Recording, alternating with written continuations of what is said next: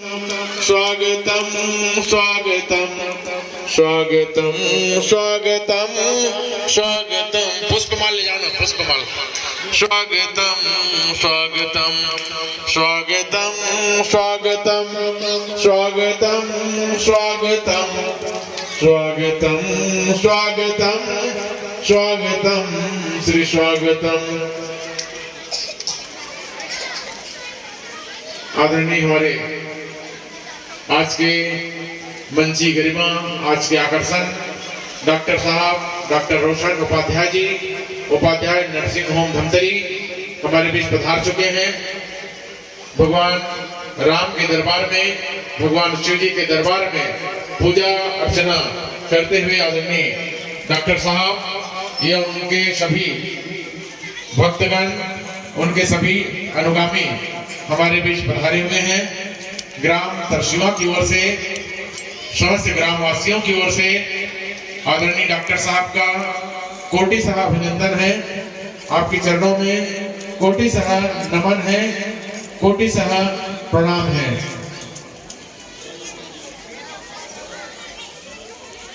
स्वागत के लिए जिन बंधुओं का, जिन बहनों का नाम लिया गया है, वो बिना कहे पुष्पमाल लेकर के आदरणीय डॉक्टर साहब को स्वागत दीजिएगा। जिन जिन महानुभावों का नाम मैं वाचन किया हूं, कृपया स्वागत में जुड़ने की महान कृपा करें।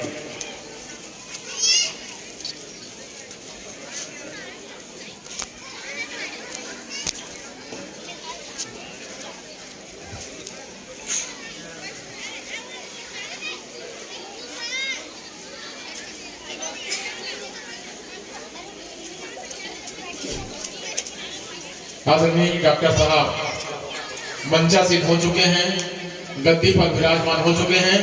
जिन भक्तगणों का नाम मैं स्वागत के लिए लिया हूं, वो बारी बारी से आकर के स्वागत में जुड़िएगा।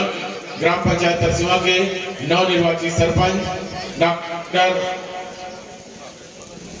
श्रीमती झमित सिन्हा जी, पति डॉक्टर उमेश सिन्हा जी, आप दोनों से निवेदन कि आदरणीय डॉक्टर साहब को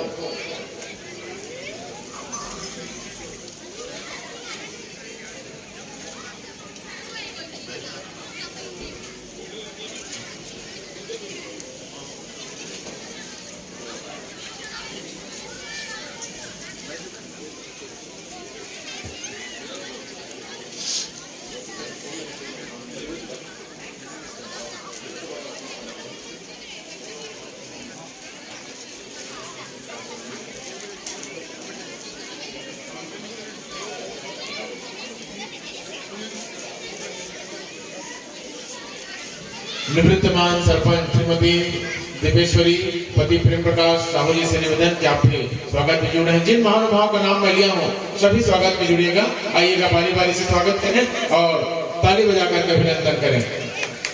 डॉक्टर दानीराम जी सिन्हा, आप भी स्वागत में जुड़े।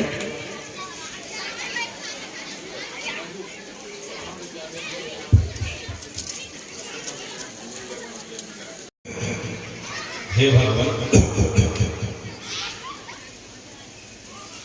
आज इस महाशिवरात्रि की पावन बेला में हम सब तरसीमा ग्रामवासी उपस्थित होकर उस महान ऊर्जा का लाभ ले रहे हैं, जो ऊर्जा साल में एक बार इस महाशिवरात्रि के दिन इस पृथ्वी पे प्रवाहित होती है।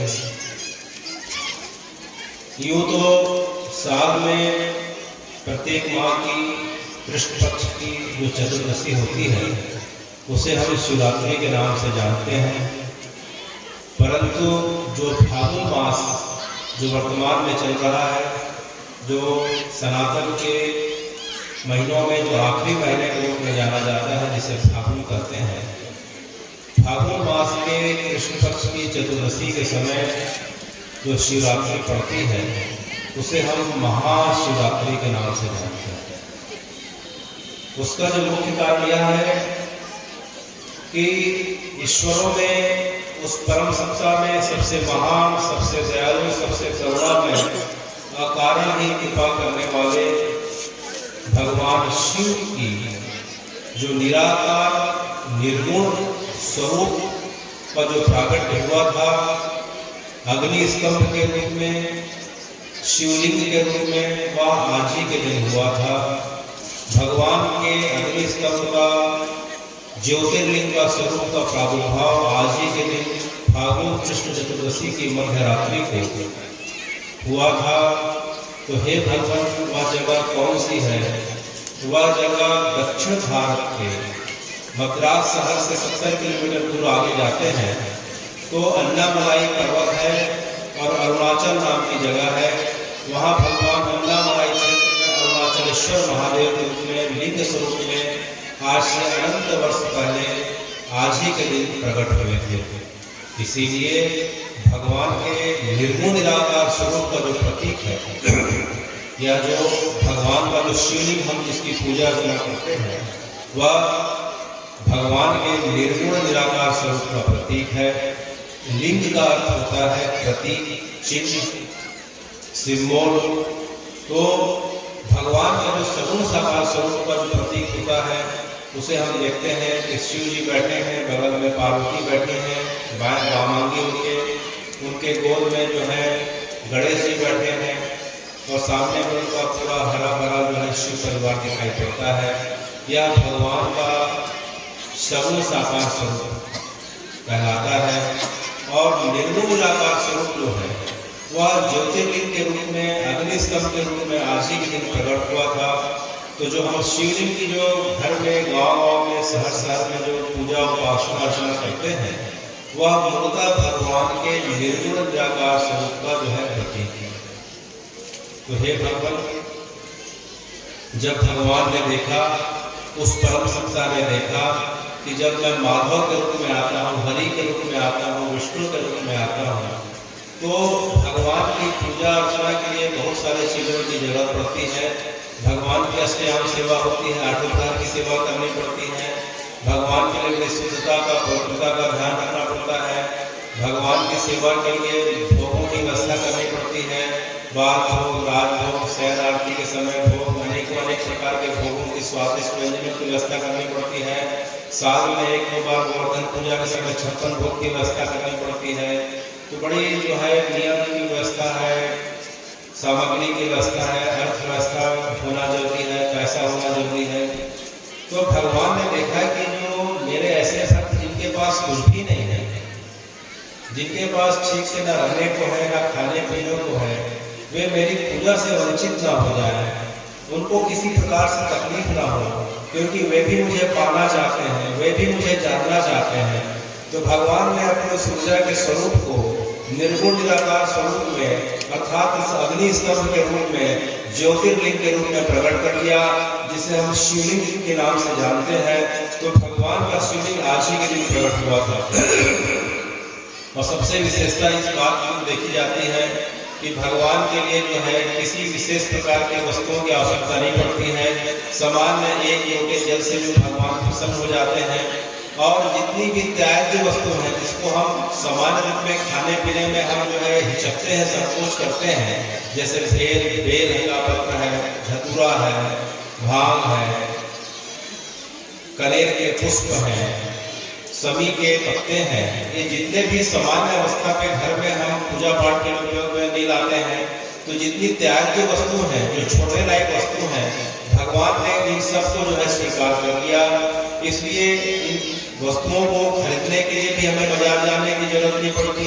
ये चीज़ें हर जगह आसानी से मिल जाती हैं और भगवान इनको अर्पित करने से आसानी से प्रसन्न भी हो जाते हैं। तो भगवान का यह स्वरूप जो महादेव का स्वरूप है, निर्गुण निराकार का जो स्वरूप है, जिसे हम शिवलिंग के नाम से, ज्योतिर्लिंग के नाम से जानते हैं, शास्त्रों में आज ही के दिन प्राकट्य बताया जाता है शिव महापुराण में, और वह जो है अग्नि स्तंभ का रूप कहलाता है। यह जगह हम पुनः इस बात को स्मरण करें कि यह जगह मद्रास के पास अरुणाचल नाम की जगह पे है और अन्नामलाई पर्वत पे है। उसे हम अरुणाचलेश्वर महादेव के नाम से जानते हैं। तो जैसे मंदिर के हम गर्भगृह में घुसते हैं तो हमें जो है तापमान में एक विशेष अंतर दिखाई पड़ता है, शरीर का जो है टेम्परेचर और वहाँ कमरे का टेम्परेचर जो है तापमान काफ़ी बढ़ा हुआ मिलता है। क्योंकि भगवान का अग्नि स्तंभ का स्वरूप है। हमने पिछली बारी कथा में इसके प्रागट की कथा सुनी थी, किस प्रकार से ब्रह्मा विष्णु जी के बीच आपस में विवाद होने लगा, फिर श्री जी ने अपने रूप को प्रकट किया। तो पिछले बारी कथा से हम आगे बढ़ रहे हैं। तो शिव का अर्थ होता है कल्याण करने वाला, शिव का अर्थ होता है कल्याणकारी, अकारण ही कृपा करने वाले तत्व का जो नाम है उसे हम शिव तत्व कहते हैं। तो हे भगवान, इस शिव तत्व का सर्वप्रथम जो है उपदेश कब किया और किसने किया और कहाँ किया? तो इस शिव तत्व का सर्वप्रथम उपदेश जो है शिव जी ने पार्वती को किया। शिव ने जो है सबसे पहले पार्वती जी को शिव महापुराण की कथा सुनाई थी और हिमालय में कैलाश खंड में सुनाई थी। और उस समय भगवान ने 1 लाख श्लोकों में पार्वती जी को अपनी कथा का वर्णन किया था। आने वाले समय में सतयुग के पश्चात त्रेता द्वापर तक यह परंपरा चलते रही, 1 लाख श्लोक में शिव महापुराण की कथा चलते रही। जब भगवान ने देखा कि अब द्वापर के पश्चात कलिकाल आने वाला है, लोगों के पास समय रहेगा, न श्रद्धा रहेगी, न साधन रहेंगे, तब भगवान ने वेद व्यास जी को पुराणों को संकलित करने का आदेश दिया। तो वेद व्यास जी ने 16 पुराणों की जो 18 पुराणों की जो रचना करी, उसे जो है सर्वप्रथम जितने भी पुराण थे सबको लेखनी स्वरूप में उन्होंने प्रकट किया। इसके पहले जितने भी वेद थे, उपनिषद थे, पुराण थे, जितने भी थे, सब जो है मौत टू मौत अर्थात एक व्यक्ति बोलता था, दूसरा सुनता था। उस समय स्मरण क्षमता इतनी ज्यादा होती थी कि सुन के लोग याद कर लेते थे। तो यह परंपरा इस प्रकार से उतरती गई। लेकिन जो है वेद व्यास जी के माध्यम से भगवान ने सर्वप्रथम इसे जो है लेखनीबद्ध कराया। तो शिव महापुराण को वेद व्यास जी ने सर्वप्रथम लेखनीबद्ध किया और 1 लाख श्लोकों को जो है 24,000 श्लोकों में आबद्ध किया। कितने श्लोकों में? तो वर्तमान में जो शिव महापुराण है उसमें 24,000 श्लोक हैं और 7 अध्यायों में यह जो है शिव महापुराण विभाजित है। तो 7 अध्याय है। चतुर्विंश सहस्त्र ग्रंथोऽयम् सप्त संगीता भक्ति त्रिक्षु संपूर्णः श्रुणुयात् वस्त्र पारादरात्। इसमें जो है 24,000 श्लोक हैं, वेद व्यास जी लिखते हैं और कहते हैं कि इसमें 7 अध्याय हैं और ये पूरा का पूरा शिव पुराण भक्ति ज्ञान वैराग को दृढ़ करने वाला, संतुष्ट करने वाला है और इसे बड़े ध्यान से और बड़े गंभीरता से और भक्ति के भाव से सुनने का प्रयास करना चाहिए। इसमें 7 अध्याय कौन कौन से हैं?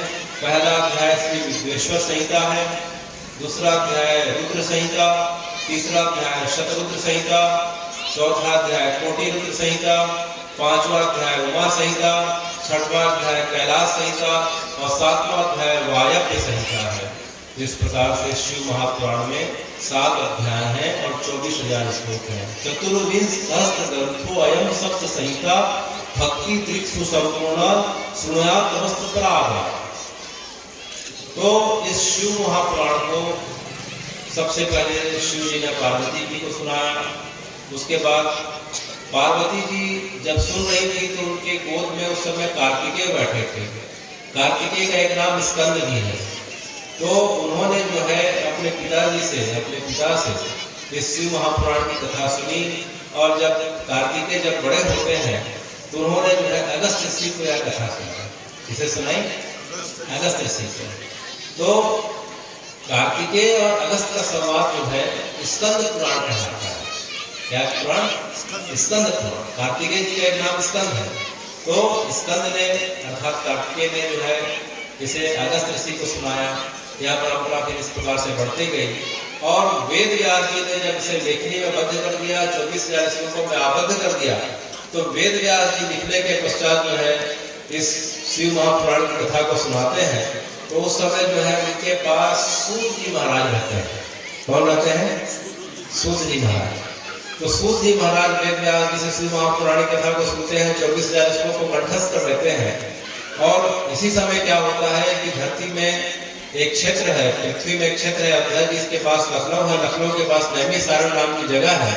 नैमिसारण नाम की जगह पे उस समय 88,000 ऋषि जो है रहा करते थे और उस समय उनके प्रमुख हुआ करते थे शौनक ऋषि।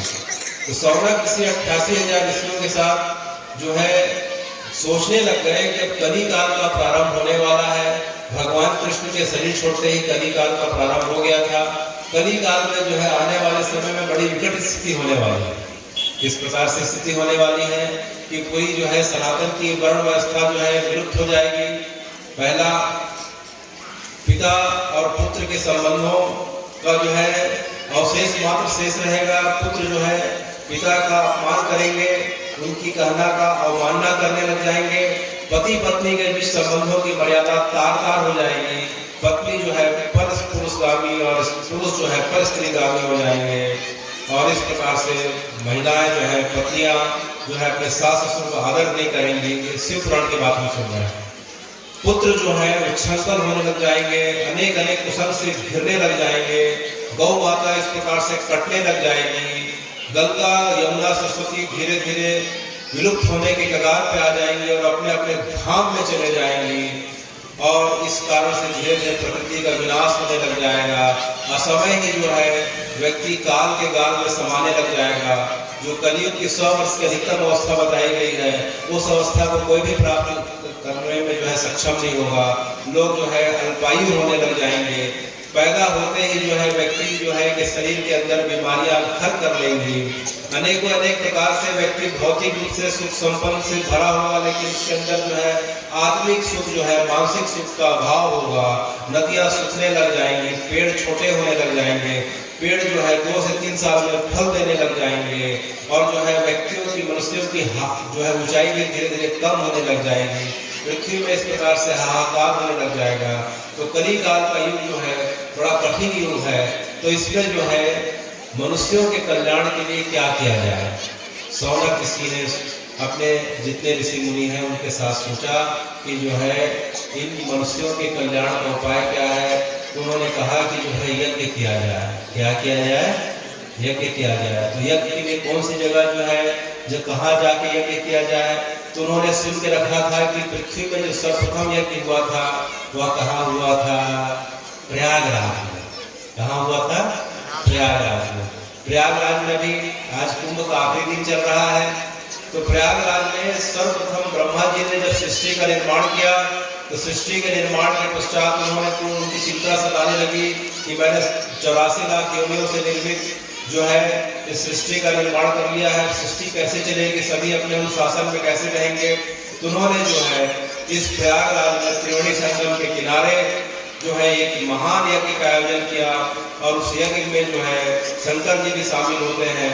और विष्णु जी को उन्होंने जो है आह्वान करके जो है बुलाया और विष्णु जी से पूछा कि हे भगवान, जो है पृथ्वी में मैंने निर्माण तो कर दिया आपके आदेश के अनुसार, लेकिन जो है सृष्टि कैसे चलेगी। तो जो है भगवान ने अर्थात माधव ने उन्हें सृष्टि चलाने का आशीर्वाद प्रदान किया और ब्रह्मा जी को कहा कि ब्रह्मा जी आप निश्चिंत रहें और सृष्टि अपने अनुशासन में चलेगी, मर्यादा में चलेगी। प्रत्येक युग का एक अलग अलग धर्म होगा, उस युग के अनुसार व्यक्ति आचरण को करेगा और धीरे धीरे युग धर्म को निभाता हुआ आपकी पूरी सृष्टि का क्रम पूरा होगा। आप निश्चिंत रहिए। तो ब्रह्मा जी ने विष्णु जी से प्रार्थना करी कि आप इस जगह पे हमेशा हमेशा के लिए जो है निवास करिए। तो प्रयागराज की पुण्य भूमि पे विष्णु जी जो है 12 माधव के रूप में विराजमान है। कितने माधव के रूप में? 12 माधव के रूप में। आदि माधव, अनंत माधव, बेड़ी माधव, संकटहर माधव, अनेकों अनेक माधव के रूप में जो है भगवान विराजमान है। और प्रयागराज के मित्र जो है बेड़ी माधव कहे जाते हैं। संगम में जो है हम जाके दर्शन कर सकते हैं। प्रयागराज के जो मित्र हैं कौन है? बेड़ी माधव। और जो वर्तमान में जो पूर्ण कुंभ चल रहा है, महाकुंभ चल रहा है, पूरे कुंभ के जो है रक्षक संरक्षक जो है हमारे बेड़ी माधव हैं। और वे अपने 12 स्वरूप में 12 स्वरूप में पूरे प्रयागराज की रक्षा कर रहे हैं। इसलिए प्रयागराज में जो है जितने लोग भी गए हैं सब जो बड़े प्रेम के साथ, भाव के साथ सुरक्षित वापस आके अपने घर आए हुए हैं। तो ये प्रयागराज की महिमा है कि वहाँ भगवान 12 माधव के रूप में विद्यमान है। इसके बारे में और किसी ग्रंथों में वर्णन है क्या प्रयागराज के बारे में? तो जो है अभी हमने सुना कि रामचरितमानस सामने रखी हुई है। रामचरितमानस में अयोध्या कांड में जो है तुलसीदास जी कहते हैं, क्या कहते हैं? भरद्वाज मुनि बसहि प्रयागा, जिनहि राम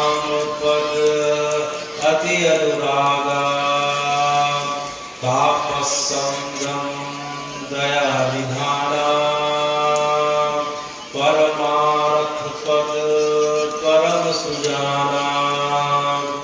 माघ मकर गति रवि जब होई, तीरथ पतहि आवहि सब कोई। देव दनुज किन्नर नरसेणी, सागर मज्जहि सकल त्रिवेणी। पूजहि माधव पद जल जाता, परसहि अक्षय वट हर्षहि गाता। भरद्वाज आश्रम अति पावन, परम रम्य मुनिवर सुहावन। जहाँ पे रही मुनि विषय समाजा, जाहि जे मज्जन तीरथ राजा। मज्जहि प्रातः काल उछाहा, करहि परस्पर हरि गुण गाथा। करहि परस्पर हरि गुण गाथा। अर्थात जो है प्रयागराज की पुण्य भूमि पे गोस्वामी जी लिखते हैं कि भरद्वाज ऋषि का आश्रम है। पहले अब वह आश्रम जो है गंगा के तट से करीब करीब 4 किलोमीटर दूरी पे चला गया। पहले भरद्वाज जी के आश्रम तक गंगा जी का प्रवाह होता था और उसी जगह पे राम जी, जानकी और लखन जी के साथ जो है अपने वनवास भ्रमण के समय उसी जगह पे विराजे थे और उन्होंने एक रात्रि का विश्राम किया था। और भरद्वाज ऋषि से जो है इसके पश्चात मैं किस जगह पे जाऊँ, आगे कहाँ जाऊँ, उसकी आज्ञा मानी थी। और भरद्वाज ऋषि ने उन्हें कहा था कि आप गंगा जी को उस पार नारायण घाट पड़ता है, आप उस घाट को पार करते हुए आप जो है चित्रकूट के प्रस्थान करेंगे। राम जी के बाद जो है भरत जी भी इस जगह पे आते हैं। हमने सुना था कि भरत जी ने भरद्वाज ऋषि ने किस प्रकार की याचना करी थी, गंगा मैया से किस प्रकार से याचना करी थी।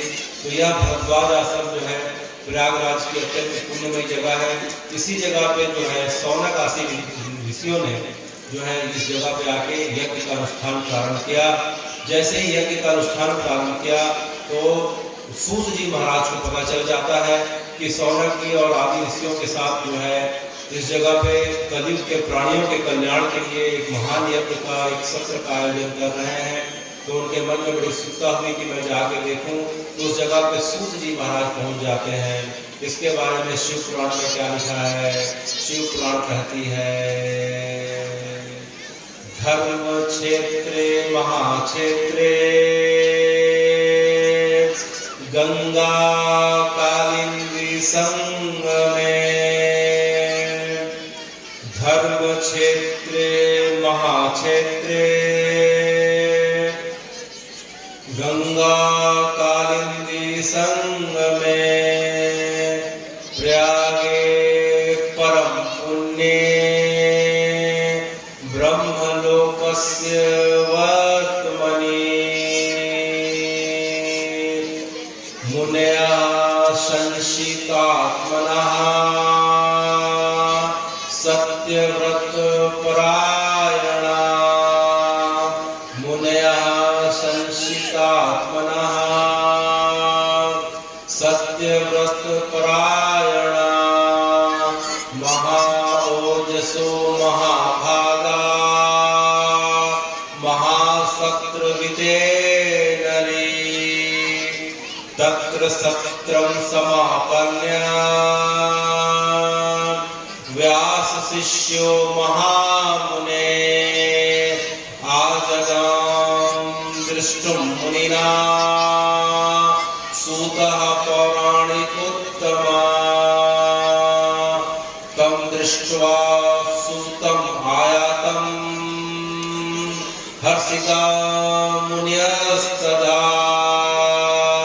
सुप्रसन्नेन चेतसा पूजां चक्रुं यथा विधि। अर्थात जैसे ही सूत जी महाराज को पता चलता है कि सौनक आदि 88,000 ऋषियों के साथ प्रयागराज की पुण्य भूमि पे भरद्वाज आश्रम के निकट गंगा संगम के किनारे महायज्ञ सत्र का कलयुग के प्राणियों के कल्याण के हेतु यज्ञ का आयोजन कर रहे हैं। तो सूत जी महाराज उस जगह पे पहुंच जाते हैं तो सूत जी महाराज को जैसे ऋषियों ने देखा, अत्यंत उनका मन प्रसन्नता से भर उठा। सूत जी महाराज को यथोचित आसन प्रदान किए, उनकी जो है मंगलाचरण करी, स्तुति करी, उनका पूजन किया और पूजन करने के पश्चात जो है सभी ऋषि हाथ जोड़ के सूत जी महाराज से निवेदन करने लगे। कैसा निवेदन करने लग गए?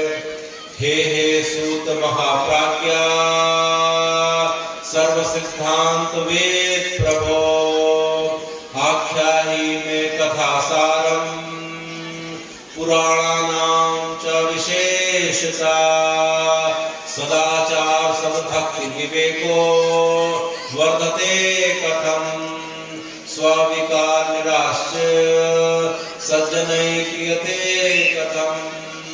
कि हे सूत जी महाराज, हमें कृपया करके ऐसा उपाय बताइए कि जिससे कली काल के प्राणियों का जो है कल्याण हो जाए, क्योंकि कली काल के प्राणियों के पास समय रहेगा, न सामर्थ्य रहेगा, न साधन रहेगी, न श्रद्धा रहेगी, फिर भी जो है हम आपसे निवेदन करते हैं कि उनके कल्याण का आप कुछ उपाय बताइए।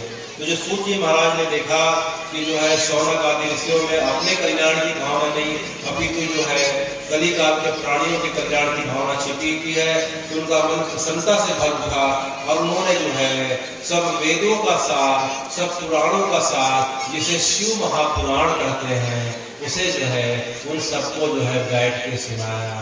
तो इस धरती पे कैलाश पे तो शिव जी ने पार्वती को सुनाया, फिर कार्तिकेय ने जो है अगस्त ऋषि को सुनाया, लेकिन इस धरती पे, इस मृत्यु लोक पे इस शिव पुराण की कथा सर्वप्रथम प्रयागराज की भूमि पे हुई। और किसके माध्यम से हुई? सूत जी के माध्यम से हुई। और किसे सुनाया? शौनक आदि ऋषियों को सुनाया। तो प्रयागराज की भूमि अत्यंत पवित्र भूमि है। अभी हम देख रहे हैं कि वहाँ जो है महाकुंभ अब पूर्णता की ओर है। आप ग्रामवासियों में बहुत लोगों ने जो है महाकुंभ में जाके स्नान किया होगा, और बहुत लोग अगर स्नान नहीं कर पा रहे हैं तो हमारे शास्त्र कहते हैं कि अगर जो व्यक्ति प्रयागराज नहीं गया तो भी से कोई बात नहीं, बस घर बैठे जो है इस श्लोक का उच्चारण करते हुए मात्र गंगा जी को पुकार ले, तो भगवान क्या कहते हैं? जो गया अच्छी बात है, अगर नहीं गया तो कोई बात नहीं।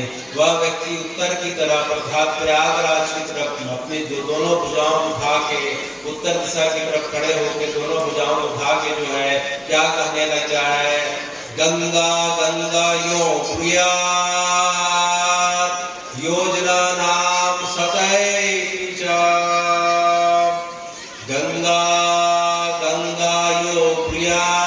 बोलिए गंगा गंगा,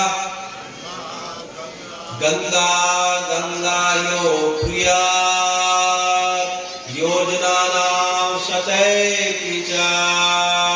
कि व्यक्ति जो है सैकड़ों हजारों किलोमीटर की दूरी की हो, कोई बात नहीं, गंगा में स्नान नहीं कर पाया, कोई बात नहीं, कुंभ जाके दर्शन स्नान आचमन तर्पण नहीं कर पाया, कोई बात नहीं, बस वह व्यक्ति उत्तर की तरफ मुंह करके स्त्री हो चाहे पुरुष हो, बाल हो चाहे दोनों भुजाओं उठा के मात्र गंगा गंगा करके पुकार ले, तो भगवान क्या करते हैं? भगवान करते हैं मुच्यन्ति सर्व पापेभ्यो विष्णु लोक सगच्छते। कि मात्र गंगा गंगा पुकारने मात्र से भगवान इतने प्रसन्न हो जाते हैं कि उसके पुकारने मात्र से भगवान उसके सब जो है जन्मों के पापों का समन कर देते हैं। मुच्यन्ते सर्व पापों को, सब पापों का भगवान विनाश कर देते हैं, मिटा देते हैं। और वह व्यक्ति मात्र गंगा गंगा पुकारने मात्र से विष्णु लोक सगच्छते, वह विष्णु लोक का अधिकारी हो जाता है शरीर छोड़ने के पश्चात। तो गंगा जी की इतनी महिमा है कि अगर नहीं जा पाए तो भी से कोई बात नहीं, बस बैठ के गंगा जी को पुकार ले, याद कर ले। ये गंगा जी की महिमा शास्त्रों में बताई गई है। तो सूत जी महाराज ने सब ऋषियों को जो है 24,000 श्लोकों में सर्वप्रथम प्रयागराज की धरा पे शिव पुराण का वाचन किया। तो प्रयागराज की धरा अत्यंत पावन धरा है। ब्रह्मा जी ने उस जगह पे प्रथम यज्ञ किया। इस सृष्टि का जो प्रथम यज्ञ हुआ है वह प्रयागराज नाम की जगह पे पुण्य भूमि पे हुआ है। प्रकृष्टम सर्वयागेभ्यो प्रयागम इति गीयते। जो सब श्रेष्ठ यज्ञ है और प्रथम यज्ञ है, वह किस जगह पे हुआ?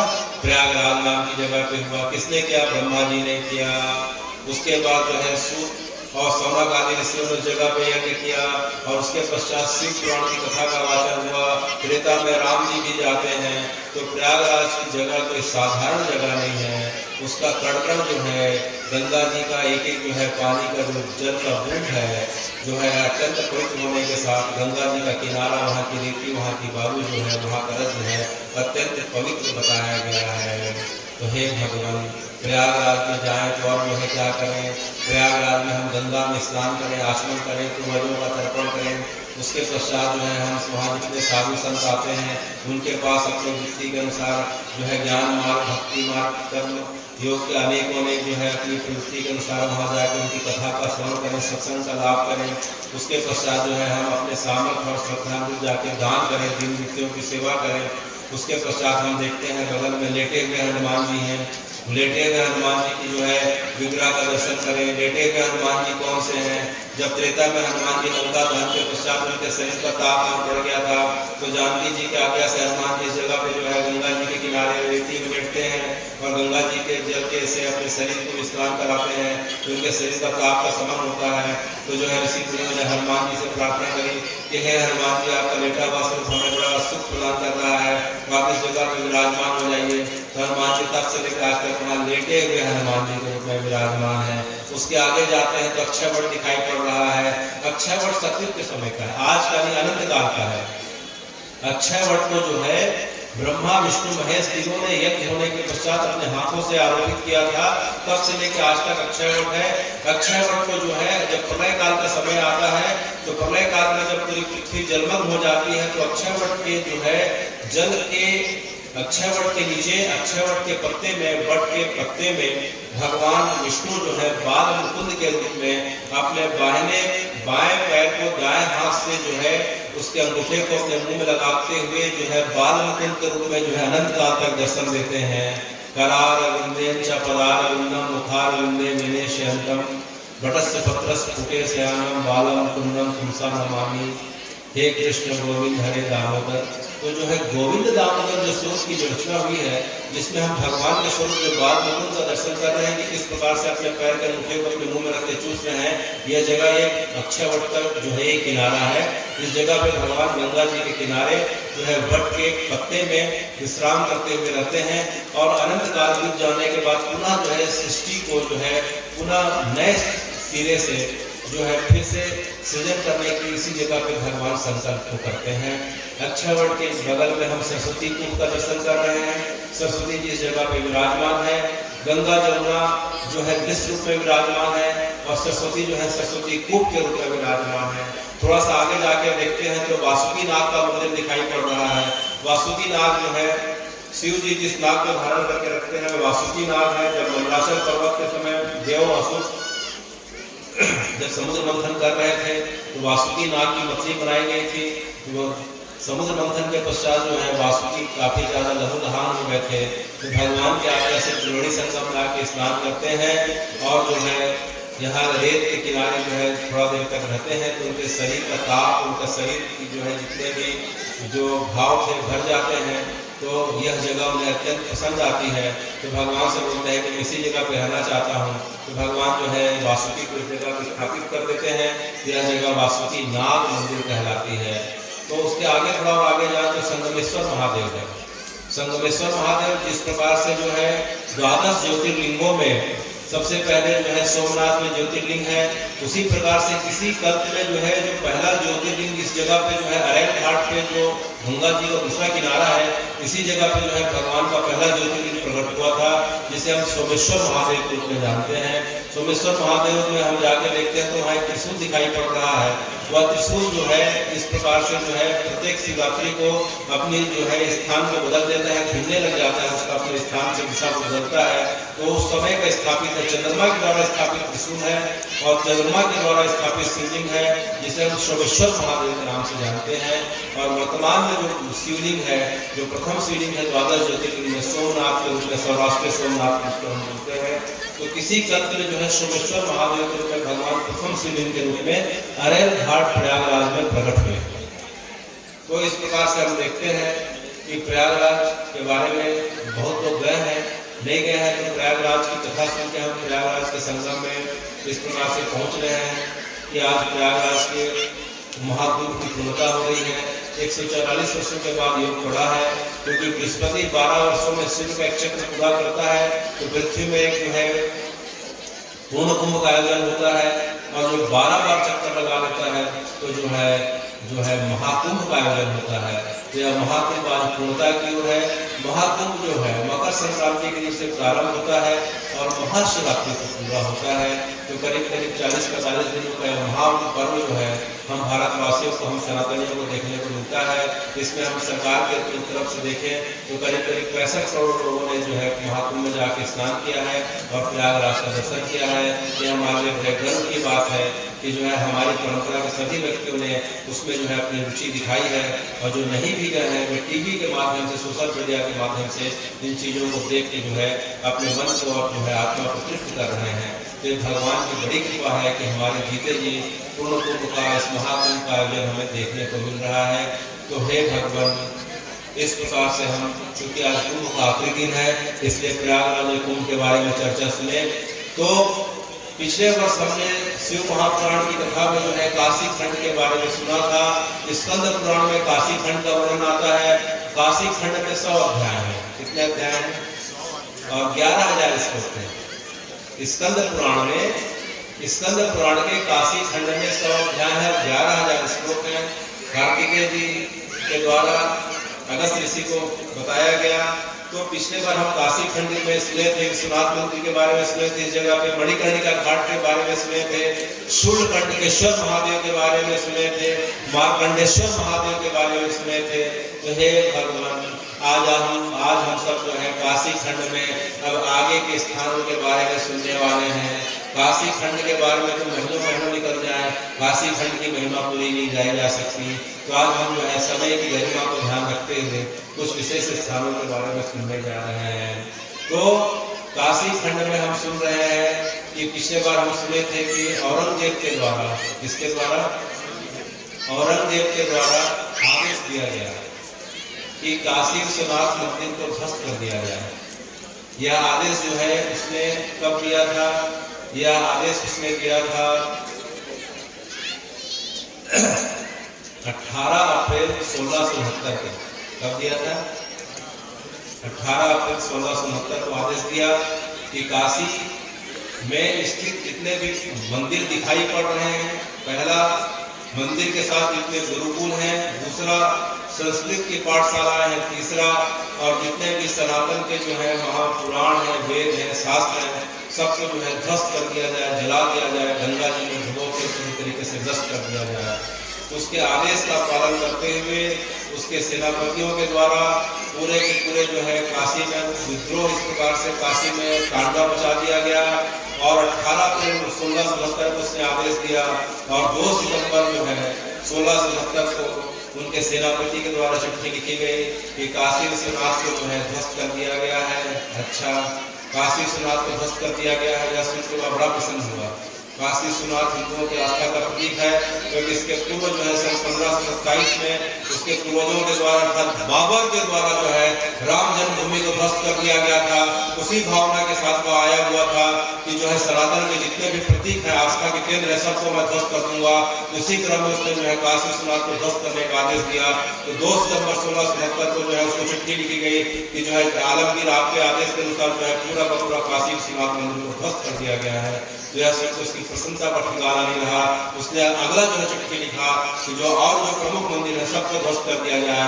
तो जो है और जो प्रमुख मंदिर जो है ध्वस्त किया गया, उस समय की जो बात है, तो उस समय जो सबसे प्रमुख मंदिर जो बताया जाता है और काशी का जो सबसे बड़ा मंदिर जो कहलाया जाता था, जो काशी विश्वनाथ से भी जो बड़ा मंदिर था और काशी विश्वनाथ से भी ज्यादा वैभवशाली मंदिर हुआ करता था, उस मंदिर का नाम बिंदु माधव मंदिर था। क्या नाम था? बिंदु माधव मंदिर था। बिंदु माधव मंदिर जो है वहाँ हरि का मंदिर है, माधव का मंदिर है, विष्णु जी का मंदिर है, क्योंकि हमारी परंपरा में हरि और हर में कोई भेद नहीं है। जो हरि है वो हर है, जहाँ हर है वहाँ हरि है, जिस प्रकार से जगन्नाथ जी हैं तो उसके बगल में जो है भगवान लिंगराज के रूप में विद्यमान है। मथुरा में भगवान का जन्म हुआ तो वहाँ भूतेश्वर महादेव के रूप में विद्यमान है। वृंदावन में भगवान की बाल लीला हुई तो वहाँ भगवान गोपेश्वर महादेव के रूप में विद्यमान है। और जो है भगवान गिरिराज जी को उठाने चले गए तो वहाँ भगवान चक्रेश्वर महादेव के रूप में विद्यमान है।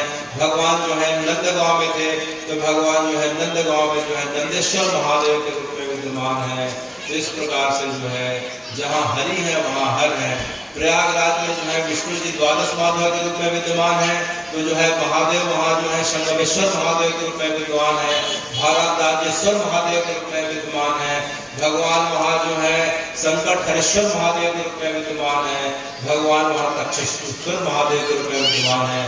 उसी प्रकार से जहाँ काशी विश्वनाथ है वहाँ जो है हरि जो है बिंदु माधव के रूप में विद्यमान है। हरि और हर में कोई भेद नहीं। तो बिंदु माधव का जो मंदिर जो काशी का सबसे बड़ा मंदिर हुआ करता था, जो किसी समय पंचगंगा घाट से लेकर मणिकर्णिका घाट तक हुआ करता था, काफी लंबाई और चौड़ाई में था, उसकी वैभव जो है जगन्नाथ मंदिर से भी ज्यादा बताई जाती है। तो उसे ध्वस्त करने का फरमान जारी कर दिया गया। तो उसे जैसे ही मंदिर को ध्वस्त करने के लिए आते हैं तो वहाँ के जो है पुजारियों के द्वारा भगवान को जो है गंगा जी में छुपा दिया जाता है। भगवान करीब करीब जो है 1669 से 1672 तक जो है गुप्त रहा था, गंगा जी में उन्हें छुपा दिया गया था। और 1672 में शिवाजी महाराज के द्वारा, जिनकी जयंती 19 फरवरी को भी मनाई गई है, तो शिवाजी महाराज के द्वारा जो है उस मंदिर को जो है पुनः स्थापित किया जाता है और भगवान की फिर से प्राण प्रतिष्ठा की जाती है। प्राण प्रतिष्ठा जो है बगल पे करी जाती है, क्योंकि मूल जगह पे जहाँ बिंदु माधव विद्यमान थे वहां जाके देखे तो आलमगीर मस्जिद बन गया है। कौन सी मस्जिद बन गई है? यह हमारे लिए बड़ी ग्लानि और दुख की बात है कि सनातन की अनंत काल की वैभवशाली परंपरा को इन आक्रांताओं के द्वारा ध्वस्त कर दिया गया। और जिस जगह पे बिंदु माधव का गर्भगृह था उस जगह पे आलमगीर मस्जिद वर्तमान में है।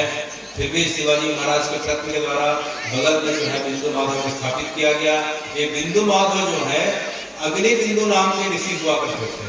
अग्नि बिंदु नाम के ऋषि हुआ करते थे। एक बार जो है नेपाल के पास गंडकी नदी में के बगल में भगवान को इस प्रकार से स्मरण कर रहे थे, तप कर रहे थे, तो भगवान उनके तप से प्रसन्न होकर उन्हें दर्शन देते हैं। और तब अग्नि बिंदु नाम के ऋषि भगवान से निवेदन करते हैं कि हे भगवान, आप विग्रह रूप में प्रकट हो जाइए और अनंत काल तक कली काल के प्राणियों को कृतार्थ करिए। तो भगवान का वह स्वरूप जो है शालिग्राम की शिला के रूप में प्रकट हो जाता है और वह जो है अग्नि के नाम अग्नि बिंदु से बिंदु हुए और माधव प्रकट हुए थे, तो बिंदु माधव कहलाया। और जो अग्नि बिंदु जो ऋषि थे भगवान को गंडकी नदी से लाके वहाँ किसी नेपाल से लाके इसी पे जगह पे अर्थात जो है गंगा जी के किनारे, जिसे पंचगंगा घाट कहलाती है, उस जगह पे स्थापित करते हैं। जो बिंदु माता मंदिर का दर्शन करने जाए तो कौन सी जगह है? पंचगंगा घाट है। वहाँ जो है 5 नदियां आपस में मिलती हैं। कितनी नदियां मिलती हैं? 5 नदियां। गंगा जमुना सरस्वती तो मिलती है। साथ में जो है किरणा नदी और भूत पापा नदी आके मिलती है। गंगा जमुना सरस्वती किरणा और भूत पापा नदियों का जो संगम है वह पंचगंगा तीर्थ कहलाता है। इसी जगह पे जो है रामानंद स्वामी जी ने जो है कबीर जी के साथ वहाँ सत्संग किया था और उन्हें जो है दीक्षा प्रदान करी थी। यह जगह सबसे गंगा जी का किनारा सबसे पवित्र किनारा है जहाँ बिंदु माधव विराजमान है।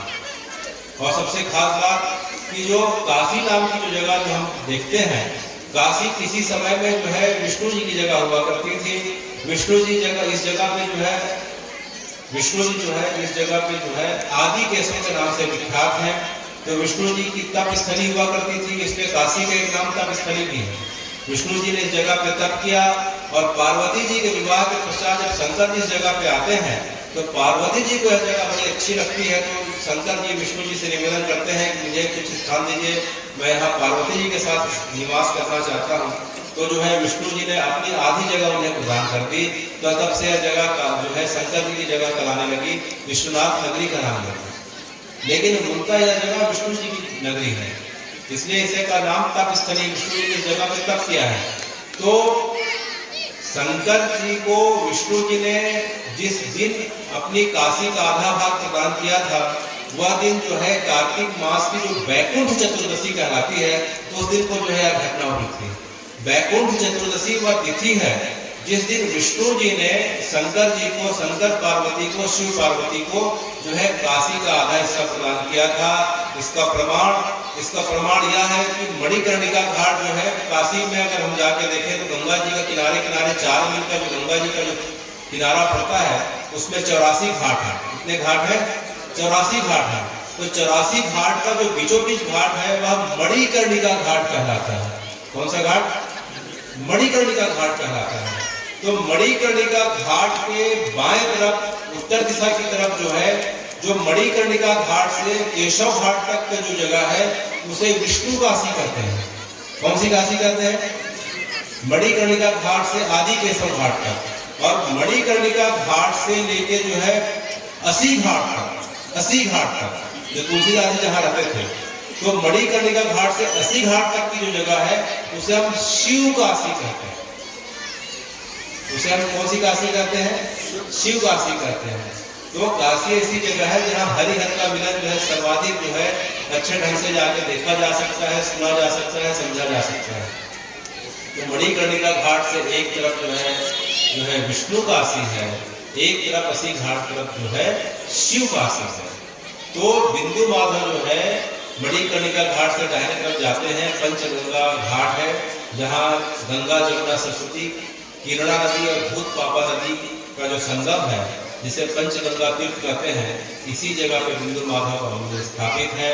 बिंदु माधव मंदिर में जो है प्रत्येक वर्ष कार्तिक जो है पूर्णिमा के समय, कार्तिक मास के समय जो है शरद पूर्णिमा से कार्तिक पूर्णिमा का जो एक महीना रहता है, बिंदु माधव की विशेष पूजा अर्चना की जाती है।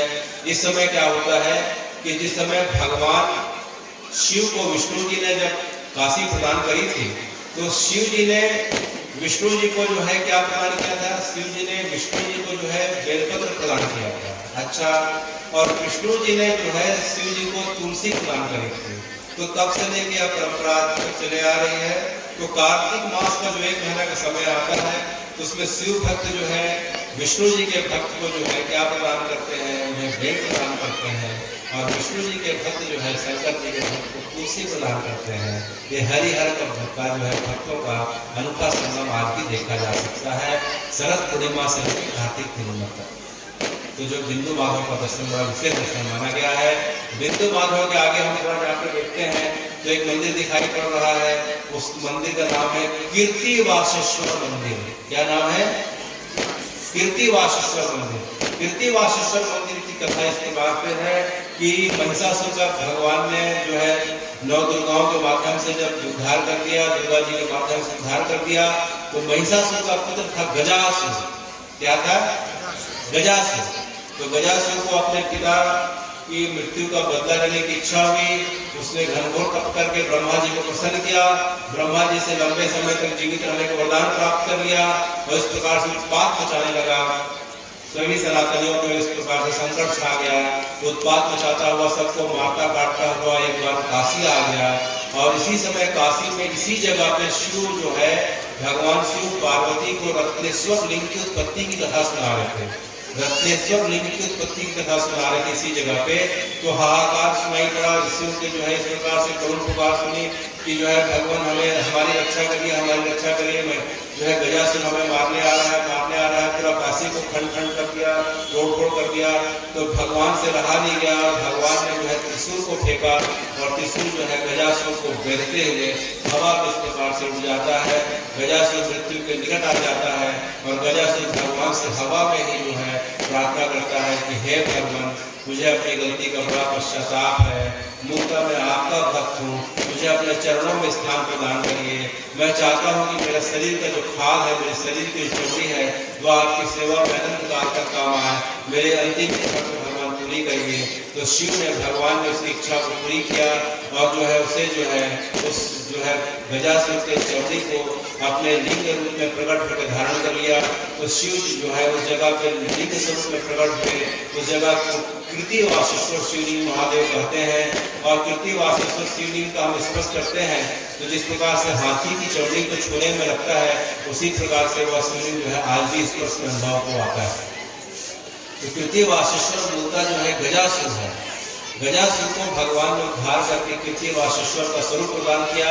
और उनका जो स्वरूप इस प्रकार से है कि आदमी इसको स्पर्श करते हैं तो हाथी के चमड़ी का स्पर्श का अनुभव होता है। तो भगवान यहाँ कीर्ति वासेश्वर मंदिर के शिवलिंग के रूप में विराजमान है। उसके थोड़ा सा आगे जाते हैं तो मणिकर्णिका घाट के बगल में जो है हमें जो है रत्नेश्वर महादेव के दर्शन हो रहे हैं। रत्नेश्वर महादेव की कथा इस प्रकार से है कि अकबर के समय जो सेनापति हुआ करते थे जयपुर के राजा मान सिंह, उनके 9 रत्नों में एक थे। तो मान सिंह का एक सिपाही हुआ करता था। वह सिपाही अपने माता के प्रति बड़ी श्रद्धा रखा करता था। तो एक बार उसकी माता जब दिवंगत हो जाती हैं तो माता की स्मृति में उसने जो है मणिकर्णिका घाट के बगल में एक शिवलिंग का स्थापना करी और उसका नाम रत्नेश्वर महादेव रख दिया। उनकी माँ का नाम रत्नाबाई था। उस सिपाही की माँ का नाम क्या था? रत्नाबाई। तो अपनी माँ के नाम पे जो है रत्नेश्वर महादेव का नाम रखा। और नाम रखने के पश्चात जब सब ऋषि मुनि बैठे हुए थे तो उसने जो है बड़े गर्व के साथ बोला कि आज मैंने इस मंदिर का निर्माण करके अपने माँ के ऋण को चुकता कर दिया। तो यह सुनते ही भगवान जो है महादेव क्रोध में आ जाते हैं और कि इस प्रकार से किस प्रकार के व्यक्ति मेरी बात कर रहा है। कोई व्यक्ति जीते जी कई जन्म निकल जाए अपने माता पिता के ऋण से ऋण नहीं हो सकता। किस प्रकार से ग्रुपों की बात कर रहा है कि अपने माता के ऋण से आज में मुक्त हो गया। तो भगवान क्रोध में आके उस जगह से थोड़ा सा कंपन करने लग जाते हैं और वह मंदिर जो है धीरे धीरे जो है तिरछा होने लगता है। यह देख के हाहाकार मच जाता है। तब ऋषि मुनि जो है उन्हें समझाते हैं, संतों के द्वारा समझाते हैं कि जाके महादेव के चरणों में गिर के फिर से उन्हें क्षमा याचना कर और बोल कि जो है मैं अपनी माँ के ऋण को कई जन्म ले जाए तो उन्हीं से जो है पूरा नहीं कर सकता। तो उसने जो इस प्रकार से भगवान से क्षमा याचना करी, अपनी भूल को स्वीकार करी। तो भगवान जो है जितने थे उतने स्थिर हो गए। तो वह मंदिर रत्नेश्वर महादेव मंदिर जो है आज भी 9 डिग्री पे जो है झुका हुआ है। कितने डिग्री पे? अगर हम इटली जाते हैं तो पीसा की मीनार को देखने के लिए जाते हैं कि पीसा की मीनार झुकी हुई है, वह मात्र 4 डिग्री पे झुकी हुई है, जिसको पूरी दुनिया देखने जाती है। 8वां आश्चर्य के रूप में जानते हैं। लेकिन हे भगवान रत्नेश्वर महादेव का मंदिर तो 9 डिग्री झुका हुआ है। उसका जाके हम जब भी जाए उसका दर्शन करना चाहिए। साथ में 4 महीना गंगा जी के द्वारा अभिषेक होता है, डूबा रहता है। बाकी समय जो है मनुष्यों के द्वारा उनका जो है पूजा अर्चना जो है की जाती है। रत्नेश्वर महादेव के हम थोड़ा सा आगे जाते हैं तो हमें जो है एक बड़ी अच्छी दिखाई दे रही है शंकर जी की, एक बड़ी अच्छा जगह दिखाई पड़ रही है। उसे हम जो है 3 भांडेश्वर महादेव कहते हैं। क्या कहते हैं? 3 भांडेश्वर महादेव। विभांडक नाम के एक महान ऋषि हुए। विभांडक नाम के एक महान ऋषि हुए। वे काशी में इसी जगह पे जो है तप करते थे। पहले यह जगह जो है इस जगह पे पूरा का पूरा जो है खेत हुआ करता था। 3 की खेती होती थी। तो 3 की खेती वाली जगह पे थोड़ी सी जगह पे अपनी कुटिया बना के वे भगवान का जो है भजन करते थे। और अपने तप से कठोर तप के द्वारा उन्होंने शंकर जी को प्रकट किया। और शंकर जी प्रकट होने के बाद पूछते हैं कि बताओ भांडक तुम्हें क्या आशीर्वाद चाहिए? तो बोलते हैं कि हे भगवान मुझे ऐसा पुत्र चाहिए जो भगवान के आगमन में सहायक बने। तो विभांडक ऋषि को शंकर जी ने जो है ऐसा पुत्र होने का वरदान दिया। और आने वाले समय में जो है विभांडक ऋषि के पुत्र हुए, वे श्रृंगी ऋषि हुए। वे धमतरी के श्रृंगी जो सिहावा क्षेत्र में जो श्रृंगी ऋषि का आश्रम है वे विभांडक के पुत्र हैं। वे श्रृंगी ऋषि विभांडक के पुत्र हैं। और जिनके कारण जो है पुत्र कामष्टि यज्ञ जो है अयोध्या जी में जाकर दशरथ जी के समय पूरा किया गया। और उन्हीं के यज्ञ कराने के कारण जो है राम जो है अपने तीनों भाइयों के साथ जो है प्रकट होते हैं। तो हमारा परम सौभाग्य है कि हम जिस धरा पर हैं वह श्रृंगी ऋषि की धरा है और हम श्रृंगी ऋषि की संतान हैं। और श्रृंगी ऋषि जो विभांडक ऋषि के पुत्र है और विभांडक ऋषि ने जो है इस जगह पे तप किया और उनके तप के कारण जो है शंकर जी प्रकट हो गए। और शंकर जी ने उन्हें अपना नाम प्रदान कर दिया और शिव जी को विभांडेश्वर महादेव। कौन सा महादेव? तो चूंकि उस जगह पे 3 की खेती होती थी तो इसलिए 3 भांडेश्वर महादेव के नाम से जाने जाते हैं। और इस शिवलिंग की सबसे विशेषता यह है कि काशी का सबसे बड़ा शिवलिंग है। काशी में जितने शिवलिंग है सबसे बड़ा शिवलिंग जो है 3 भांडेश्वर महादेव है। क्योंकि जो है सतयुग से लेके द्वापर युग तक रोज एक 3 के आकार का जो 3 जो रहता है रोज 3 के आकार का पड़ता था। लेकिन द्वापर युग में जब देखा गया कि इतना शंकर जी का शिवलिंग विशाल हो गया है तो सब इसमें से प्रार्थना करें धर्म इस प्रकार से कोई सेवा नहीं कर पाएगा, आप बढ़ते जाएंगे तो फिर कैसे होगा। तब भगवान ने आदेश किया कि जो है नारियल की जो छाल है उसे घिसा जाए। तो नारियल की छाल से सब उनके द्वारा जो है शिवलिंग को घिसा गया। तो शिवलिंग जो है वर्तमान में करीब 3.5 फीट ऊंचा और 3 फीट चौड़ा है। तो काशी का सबसे लंबा जो है शिवलिंग जो है तिलभांडेश्वर महादेव है। और जो है प्रत्येक साल में एक बार मकर संक्रांति के दिन एक तिल के आकार में बढ़ते हैं। अब जो है साल में एक दिन मकर संक्रांति के दिन तिल के आकार में बढ़ते हैं। तो तिल की खेती तिल के आकार में हुई और जो है भांडक ऋषि इन सब के कारण जो है तिलभांडेश्वर महादेव के नाम से जाने जाते हैं। जिनके पुत्र सिंगी ऋषि हुए, वे इस क्षेत्र में उन्होंने यज्ञ किया, उस क्षेत्र में निवास किया और हम सब सिंगी ऋषि की संतान हैं। और इस प्रकार से जो है तिलभांडेश्वर महादेव के आगे हम थोड़ा अगर जाके देखते हैं तो एक मंदिर और दिखाई पड़ रहा है। वह मंदिर जो है विश्वनाथ मंदिर के सामने दक्षिणी द्वार पे स्थित है। उसे हम जो है अभिमुक्तेश्वर महादेव के नाम से जानते हैं। किस नाम से? अभिमुक्तेश्वर महादेव के नाम से जानते हैं। अभिमुक्तेश्वर महादेव कौन है? साक्षात राम जी हैं। जब शंकर जी ने हजारों वर्ष तक तप किया, तप करने के पश्चात जो है राम जी प्रकट हुए, तो राम जी से उन्होंने निवेदन किया कि हे राम जी जो है आप इस जगह पर प्रकट हो जाइए और जो है आप इस काशी का कोई व्यक्ति दर्शन मात्र कर ले तो आप उसे मुक्ति प्रदान करिए। तो राम जी ने कहा कि कुछ ज्यादा हो जाएगा, दर्शन मात्र के लिए तो सब लोग आ जाएंगे। तो शंकर जी ने पूछा फिर उपाय क्या है लोगों के कल्याण का? तो राम जी ने कहा कि एक काम करते हैं कि जिस व्यक्ति की इस काशी पंचकोशी क्षेत्र में मृत्यु होगी उसे जो है मैं आपको तारक मंत्र प्रदान करता हूँ। आप तारक मंत्र उस व्यक्ति को सुना देना, चाहे किसी भी योनि का हो, पशु पक्षी जड़चर जलचर नचर खच्चर किसी योनि का हो, आप उसे तारक मंत्र सुना देना, वह व्यक्ति शिवलोक का गामी हो जाएगा। तो राम जी से शंकर जी ने कहा कि आप इसी जगह पर प्रकट हो जाइए। तो राम जी उस जगह पर अभिमुक्तेश्वर महादेव को विराजमान है। अभिमुक्तेश्वर महादेव जो है साक्षात राम जी हैं। तो हम काशी विश्वनाथ के दर्शन के लिए जाते हैं, काशी महादेव का जो है पूजन करने जाते हैं। और सर्वप्रथम जो है हमारे पूजन करने के पहले जो है शंकर जी जो है अपने गुरु अर्थात राम जी का पूजन करने अभिमुक्तेश्वर महादेव चले जाते हैं। तो हरिहर का जो है मिलन का बड़ा अनोखा संगम है। तो इस प्रकार से हम काशी खंड की जो कथा सुन रहे थे, समय की मर्यादा देखते हुए कथा का समय पूरा हो चुका है। तो इस शिव पुराण की कथा सुनने का फल क्या होता है? इस शिव पुराण की कथा सुनने का फल क्या होता है? तो शास्त्र कहते हैं कि पहला बात कि जो शिव पुराण की कथा हम जो सुन रहे हैं, जब हमारे कई जन्मों के पुण्यों का उदय होता है तो हमें शिव पुराण की कथा सुनने को मिलती है। वह कैसे? जन्मांतर भवेत् पुण्यम अद्य सुधीमता, जन्मांतर भवेत् पुण्यम महतस्य सुधीमता, तस्य प्रीति भवेत् महाभाग्यतो मुनि। जिस व्यक्ति के अनेकों अनेक जन्मों का पुण्य का उदय होता है, हे भगवान, उसे आपकी शिव महापुराण की और शिव महापुराण में जो आपको सबसे प्रिय है काशी खंड की कथा सुनने को उसे सौभाग्य मिलता है। अच्छा, अगर कोई व्यक्ति काशी खंड की कथा पूरी ना सुन पाए तो उसके लिए क्या उपाय है कि समय के अभाव के कारण, शारीरिक अस्वस्थता के कारण, बहुत सारे चीजों के कारण कोई व्यक्ति अगर आपके शिव महापुराण की जो है कथा नहीं सुन पाए तो उसके लिए क्या है? तो भगवान इतने दयालु हैं।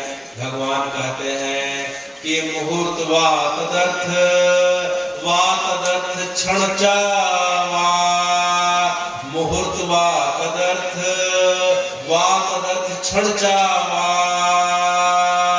ये श्रवन्ति शिव पुराणम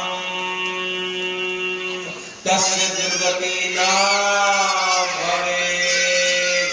कोई व्यक्ति अगर 24 श्लोक से शिव पुराण को सुन ले तो अच्छी बात है, अगर नहीं सुने तो एक श्लोक और एक श्लोक नहीं सुन पाए तो आधा श्लोक, अगर आधा श्लोक अगर आधे क्षण से कम समय में एक बार जो है शिव पुराण के श्लोक का जो है 1 सेकंड से भी कम समय में शिव पुराण का श्लोक सुन ले और उसके मन में बस शिव का भाव आ जाए कि हे शिव, हे शंकर, हे महादेव, बस एक क्षण इतना बोल दे तो उसकी दुर्गति नहीं होगी, वह जो है शिवलोक का अनुगामी हो जाएगा।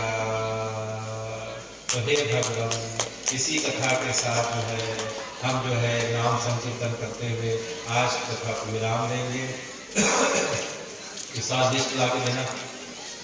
हरे कृष्ण कृष्ण कृष्ण